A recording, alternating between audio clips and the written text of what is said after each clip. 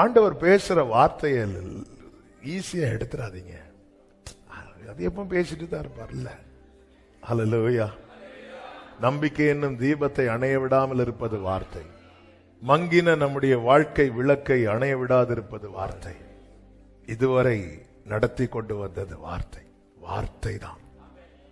நீ சகலத்தையும் திருப்புவாய் என்றார், அவன் சகலத்தையும் திருப்பி கொண்டான். ஆமே. இதுல என்ன நடந்துச்சு? என்ன மிராக்கிள் நடந்துச்சு தாவீதுன்னா, அவர் சொன்னார், நடந்துச்சு. எப்படிப்பா நடந்துச்சு? சொன்னார், நடந்துச்சு.